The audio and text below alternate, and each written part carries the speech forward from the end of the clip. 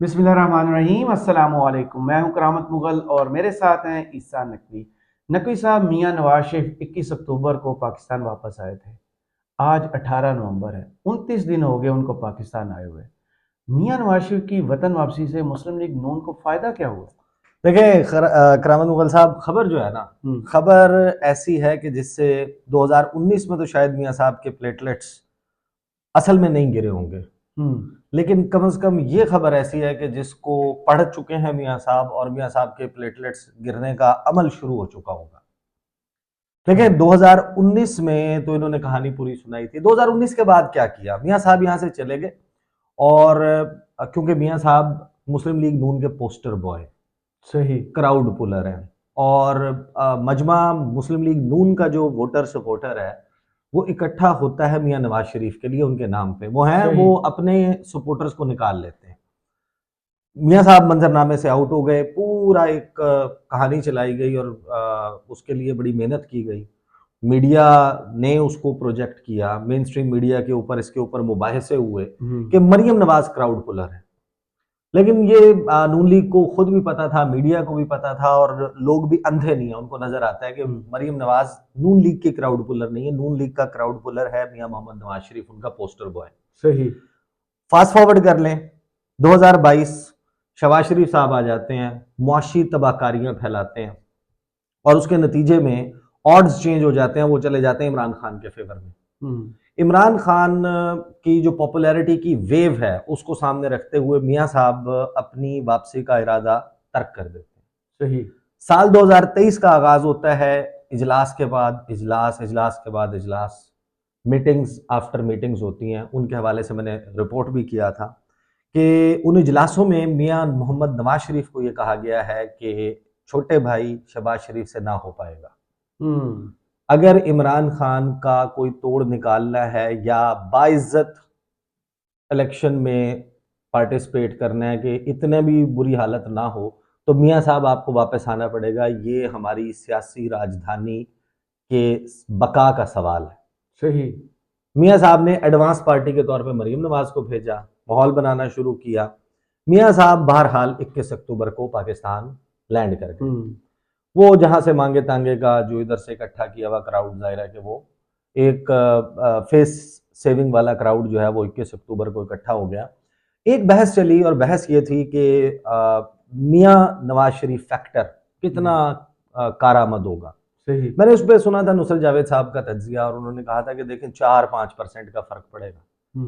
यानी कि नून लीग अगर फॉर एग्जाम्पल उसकी पॉपुलैरिटी 20 पे खड़ी है, 25 पे है, 30 पे है, 34 पे चली जाएगी, 20 पे है तो 24 पे चली जाएगी, को खास फर्क नहीं नवाज पड़ेगा। शरीफ को खास फर्क नहीं डालेंगे। लेकिन नून लीग के अंदाजे मुख्तलिफ थे कि ये सारा माहौल बना के मीडिया साथ है, इदारे साथ हैं, प्रोटोकॉल, हाई कमिश्नर लंदन में, फिर दुबई से जिस तरीके से आमद, आईजी का सलूट, जो बायोमेट्रिक मशीन है वो हेलीकॉप्टर से वो एंट्री। मियां साहब के कदमों में, वो सारा माहौल बनाने से पाकिस्तान के अवाम मरूब तो होते हैं, उनका ये ख्याल था। लेकिन पाकिस्तान यार बड़ा तब्दील हो गया।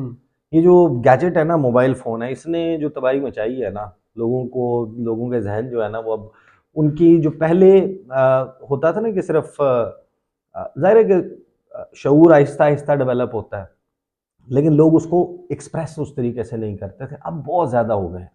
और उससे जो एक भेड़ चाल क्रिएट करने की कोशिश होती है ना, वो जब डाइसेंटिंग वॉइस वो अपनी स्पेस बनाती है। अब हुआ क्या है, जियो जंग ग्रुप सबको मालूम है कि मुस्लिम लीग नवाज का अगर सबसे बड़ा कोई हिमायती ग्रुप है, तमाम तर सहाफ़ती अकदार को, स्टैंडर्ड्स को, जर्नलिस्टिक नॉर्म्स को, ट्रेडिशंस को, उसूलों को, ज़ाब्तों को पसे पुश्त डालते हुए, यानी कि जियो जंग ग्रुप ने कोई कसर नहीं उठा रखी। वो जिस तरह मीडिया विंग, मुस्लिम लीग नवाज मीडिया विंग अगर कहा जाए तो ज्यादा बेहतर होगा। बिल्कुल ऐसे जियो जंग ग्रुप, उसमें ये तमाम शामिल हैं। कुछ दरमियान में लोग अच्छे भी हैं, अपना जाहिर है कि प्रोफेशनली रिपोर्ट भी करते हैं, जो ऑन एजेंडा नहीं होती, लेकिन एजेंडे के तहत जिस तरीके से तहरीक इंसाफ को टारगेट, चले आप क्या अपना पर्सनल प्रखाश थी वो आप निकाल रहे थे, वो गलत है, लेकिन आप कर रहे थे। लेकिन मियां साहब को ओवर ड्यू प्रोजेक्शन देना और मियां साहब की गुड्डी चढ़ाने की कोशिश। शाहरुख खान जो है ना, मेरे ख्याल में मियां साहब के या मरियम नवाज के फेवरेट एक्टर हैं। एक मूवी है कभी खुशी कभी गम, उसमें एंट्री हेलीकॉप्टर पे है, और एक है वो दिल वाले दुल्हनिया ले जाएंगे, उसमें वो कबूतरों को दाना डाल के वो गर्विदा बनाते हैं अपने ससुर को। तो वो दोनों दोनों एंट्रीज उनकी वापसी पे दोनों चीजें डाली गई हैं। ये मेरी अपनी ऑब्जर्वेशन है। ये आप कहाँ से निकालते हैं ये बातें? ये यहाँ से। बहरहाल अब सर्वेज का जो है वो सीजन शुरू हो गया। मियाँ साहब के आने से पहले के सर्वेज भी हैं, मियाँ साहब के आने पर सर्वेज भी हैं, और मियाँ साहब के आने के बाद सर्वेज। मैं कहने लगा था शायद अब कहने मियाँ साहब के जाने के लिए भी सर्वे मौजूद है। Arrival day survey, pre arrival survey and post arrival survey. है। प्री अराइवल सर्वे आपको याद होगा 62% पे इमरान खान, ये Absolutely. आपको ये अच्छा 62% वाला भी ऑब्वियसली एक स्कैटर्ड वो है। बहुत सारे लोग समझते हैं कि क्योंकि साइलेंट मेजॉरिटी, और वो फिर किस तरीके से करती है, सिंपैथी का फैक्टर है इमरान खान के लिए वगैरह वगैरह, मल्टीपल फैक्टर्स हैं उसकी वजह से, और फिर वो अपोजिशन लोग उनको समझते हैं। अब जो सर्वे दी न्यूज़ ने किया है, अंसार अब्बासी साहब ने उसकी खबर छापी है, जियो टीवी की वेबसाइट के ऊपर वो खबर लगी हुई है, वो मैं आपको उसमें सामने रख देता हूँ। जो आदादो शुमार हैं, अब अगर आप उन आदादो शुमार को देखेंगे तो आपको अंदाजा होगा कि अगर पाकिस्तान में फ्री एंड फेयर इलेक्शन होता है तो कौन कहाँ पे खड़ा होगा, और बहुत ही हैरान कौन है। और नवाज शरीफ साहब के यकीनन ये खबर पढ़ के, ये आदादो शुमार अपने इदारे में देख के, यार मेरा अपना जो मीडिया विंग है वो अगर ये छाप रहा है, मेरा अपना पेड कंटेंट अगर हाँ, ये है, तो अगर ये है तो फिर क्या क्या सूरत हाल होगी, रियलिस्टिक क्या होगा। अच्छा, खबर का फोकस जो है ना वो सर्वे नहीं है। अच्छा, इस खबर का फोकस है कि आम इंतखाबात में पीटीआई पर पाबंदी जेर गौर नहीं। ये भी अच्छा, डिसऑनेस्टी है। इसमें जो मेरी इंफॉर्मेशन है वो अगली वीडियो में हम रखेंगे कि क्या चल रहा है, उस फ्रंट के ऊपर क्या चल रहा है। बहरहाल पहले इस खबर पे आ जाते हैं, और ये जो ऑड्स अब क्रिएट होते हुए नजर आ रहे हैं, ये बहुत दिलचस्प है। खबर है कि जनाब सीनियर सरकारी जराए ने, अंसार अब्बासी ने छापी है, सीनियर सरकारी जराए ने दावा किया है कि 8 फरवरी 2024 को होने वाले आम इंतखाबात में पाकिस्तान तहरीक इंसाफ की शिरकत पर पाबंदी आयद करने पर गौर नहीं किया जा रहा। राब्ता करने पर वज़ीर इत्तलात मुर्तज़ा सोलंकी ने भी तस्दीक की कि पीटीआई पर पाबंदी आयद करने का कोई एजेंडा है, और ना ऐसा कोई मामला किसी भी मौके पर ज़ेर गौर आया है। दिलचस्प बात यह है कि गुज़श्ता कौमी असम्बली में अपोजिशन लीडर राजा रियाज, जो अब नून लीग का हिस्सा है, ने भी अपनी साबका पेशगोई तब्दील कर दी है कि पीटीआई, जो उन्होंने कहा की थी कि पीटीआई रहेगी और ना बैलेट पेपर पर उसका इंतखाब में निशान बल्ला होगा, ये उन्होंने प्रेडिक्ट किया था, उन्होंने तब्दील कर दिया कि नहीं, पीटीआई भी होगी और बल्ला भी होगा बैलेट पेपर पर। अब वो कहते हैं कि सूरत हाल तब्दील हो गई है और पीटीआई को इलेक्शन लड़ने की इजाजत दी जाएगी, लेकिन साथ ही उन्होंने वाजे किया कि पीटीआई को इलेक्शन में ज्यादा वोट क्यों नहीं पड़ेंगे। जुमेरात को दी न्यूज से बातचीत करते हुए राजा रियाज ने कहा कि 3 बड़ी कमियों की वजह से पीटीआई के लिए इंतखाबी मुकाबला बहुत मुश्किल साबित होगा। तजुर्बा नहीं है, पैसा नहीं है और वक्त नहीं है। ये 3 वजूहात उन्होंने बताई हैं। हालांकि मैं जाहिर है कि 18 साल 19 साल में जितने भी जो आम इंतखाबात हैं, जनरल इलेक्शंस हैं, जो बल्दियाती इलेक्शंस हैं, या जो बाईपोल्स हैं, ज़िमनी इंतखाबात हैं, मैंने ऑन ग्राउंड रहते हुए कवर किया। मेरी यानी कि इस वक्त के जो हालात क्रिएट हुए हैं पाकिस्तान में, ये क्योंकि इससे पहले नहीं हुए, मैं किसी भी सूरत ये नहीं समझता कि जो डायनामिक्स हैं 2024 8 फरवरी के इलेक्शंस के, वो ट्रेंड्स वो फॉलो करेंगे जो पहले होते थे। ये पाकिस्तान की तारीख का शायद सबसे मुख्तलिफ इलेक्शन होगा, चाहे फ्री एंड फेयर हो, चाहे अनफ्री एंड अनफेयर हो। ये मैं आपको बता सकता हूं कि ये इलेक्शन बहुत मुख्तलिफ होगा माजी के जितने भी इलेक्शंस हुए हैं पाकिस्तान में। पाकिस्तान की तारीख में ये इलेक्शन डिफरेंट होने जा रहा है, और लोगों का जो इस वक्त पल्स है, वो पल्स कहाँ पर, वो मुख्तलिफ जगह पे खड़ी हुई है। इन सब के अंदाजे गलत हैं। वो आप सुने ना, उनकी मुस्तफ़ा नवाज खोखर, साथ में मुसद्दिक मलिक और फैसल करीम कुंडी बैठे हुए हैं मोहम्मद मालिक साहब के शो में, और उसका लुब्बे लुबाब यह है कि उन्होंने ये कहा कि पेशावर से रहीम यार खान तक खान ही खान, वाह, लपेट जाएगा। लेकिन ये जो दी न्यूज का सर्वे है ना, ये कहता है नहीं, पेशावर से रहीम यार खान तक नहीं, ये लाइन लगाता है कि चित्राल से लेके कराची तक और लाहौर से लेके गवादर तक, ऑल अक्रॉस पाकिस्तान खान ही खान। सही, ये कहीं स्टैंड ही नहीं करते। अच्छा, इसमें चले जनाब। अच्छा, ये है 3 जमातों का सर्वे जी। 3 जमातों का सर्वे है, मुस्लिम लीग नवाज, पाकिस्तान पीपल्स पार्टी और पाकिस्तान तहरीक इंसाफ, और उसमें बाकी को दीगर को इकट्ठा रखा गया है, सबका इंडिविजुअल सर्वे नहीं है। राजा रियाज क्या कहते हैं, राजा रियाज वाली वहीं से खबर कंटिन्यू कर लेते हैं। ताहम पीटीआई की क़यादत को भरपूर यकीन है कि इलेक्शन में लेवल प्लेइंग फील्ड के बगैर, यानी कि रोक टोक के बगैर भी अगर उसे इलेक्शन लड़ने की इजाजत मिली तो वो बड़ा सरप्राइज देगी। पीटीआई वालों की राय है कि बैलेट पेपर पर इंतखाबी निशान बल्ला भी बड़ा सरप्राइज होगा।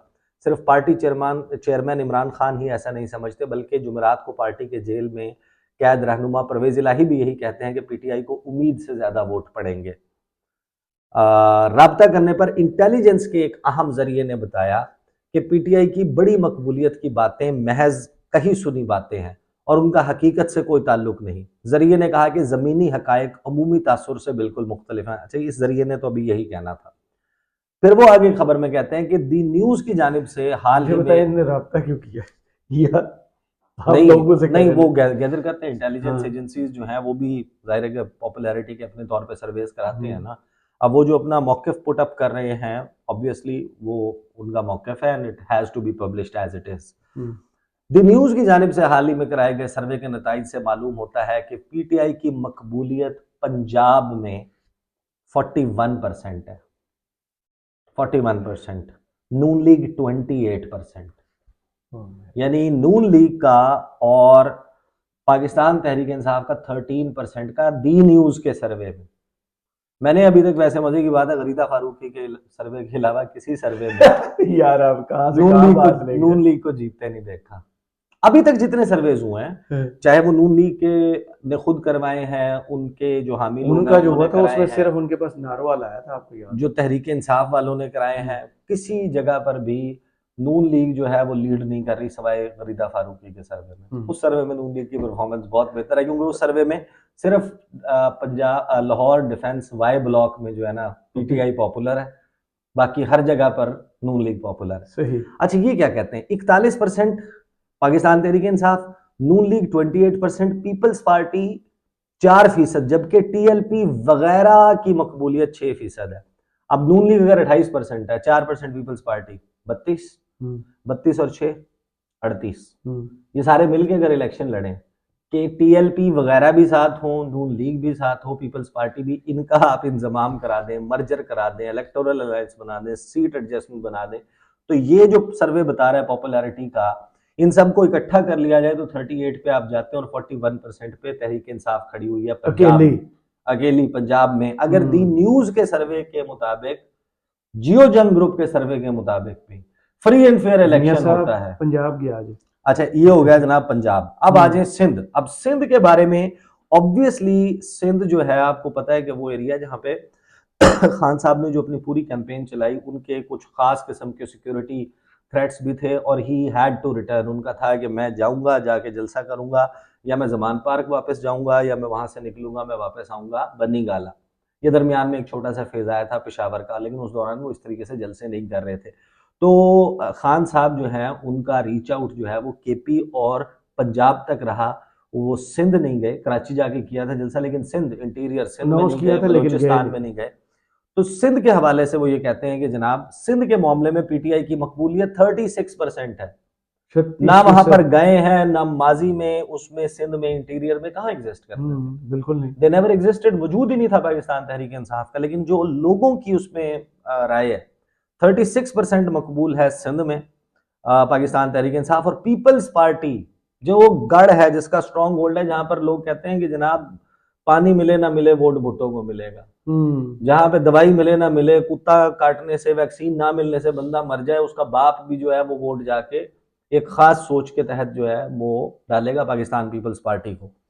वो कहते हैं कि जनाब 36% पे पीटीआई खड़ी है, पीपल्स पार्टी 35% पे, नून लीग 3% पे, और एमक्यूएम वगैरह 2% है, टोटल 5% का इत्तेहाद। तो ये अगर ये सारे, अब हो क्या रहा है वहां पर सिंध में, अब क्योंकि सिंध में ऑड्स ये प्ले आउट कर रहे हैं कि नून लीग, एमक्यूएम, इस्तेहकाम पाकिस्तान पार्टी, जीडीए, जेयूआईएफ, ये मिलकर इत्तेहाद बना रहे हैं अगेंस्ट पीपल्स पार्टी, जिसका मतलब है कि ये एक दूसरे के वोट तोड़ेंगे।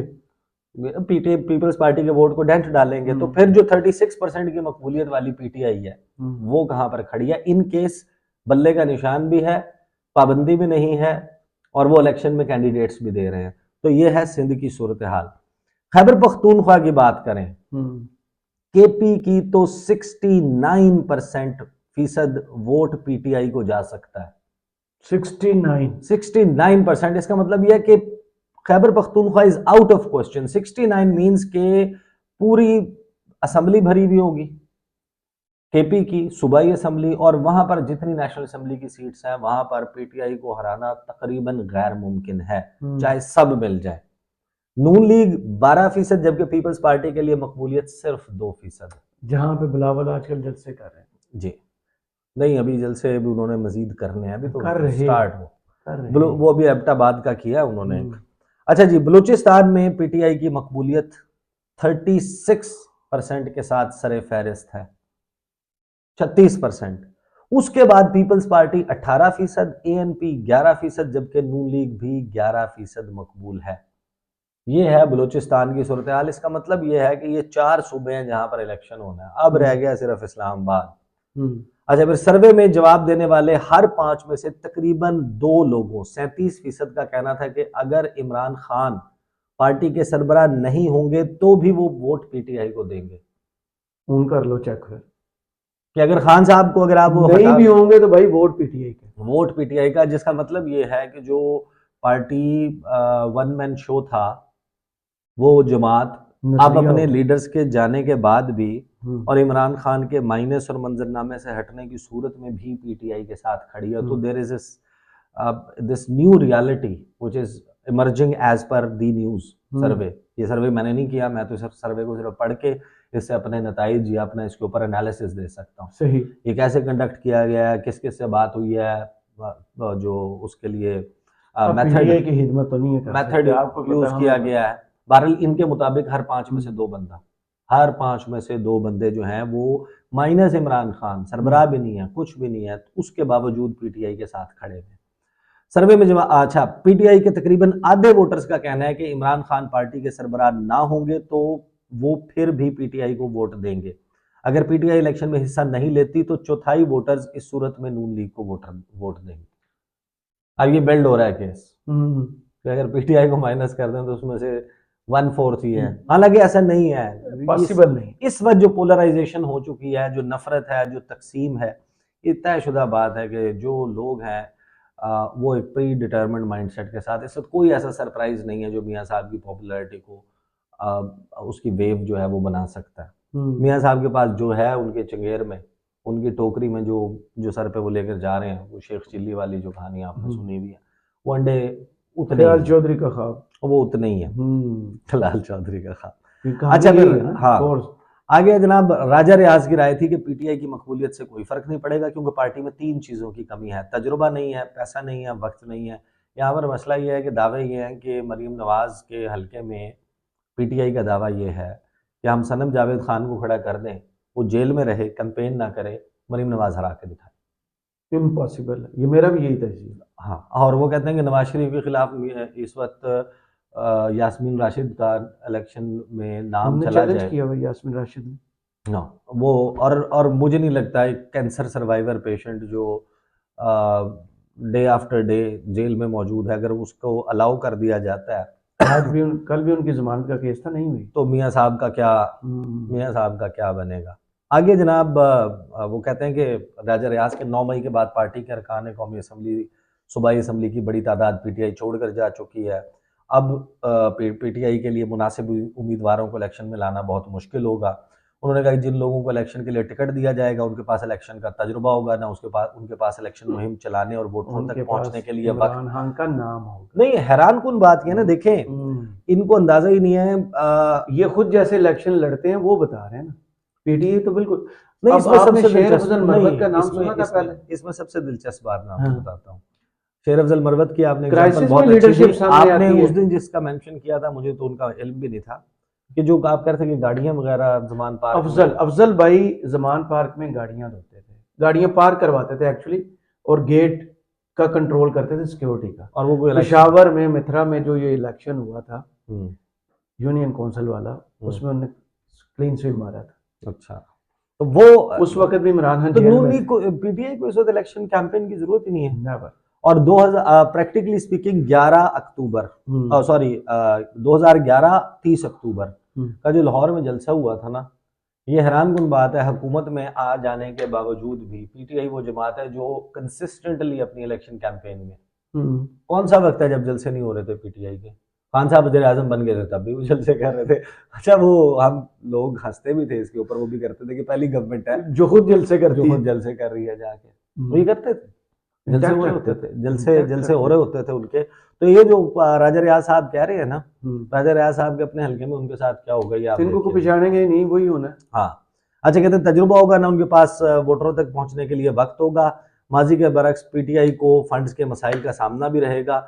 लोग अब खुद, मेरे ख्याल में ऑड्स मुख्तलिफ हो चुके हैं। पीटीआई नजरिया बन चुका है, हाँ। सीधी सी बात है। राजा रियाज कहते हैं कि इलेक्शन लड़ना और इलेक्शन के दिन की डायनामिक्स बहुत ही अहम है, जिनके लिए तजुर्बा, वक्त और पैसा चाहिए, और पीटीआई के उम्मीदवारों के पास इस वक्त ये तीनों नहीं है। चंद माह कबल राजा रियाज ने कहा था कि पीटीआई पर पाबंदी आयद कर दी जाएगी और उसका इंतखाबी निशान बल्ला इलेक्शन कमीशन ऑफ पाकिस्तान फहरिस्त से हटा देगी, जबकि इमरान खान जेल में रहेंगे। अब वो कहते हैं कि सूरत हाल तब्दील हो गई और बैलेट पेपर पर बल्ले का निशान होगा।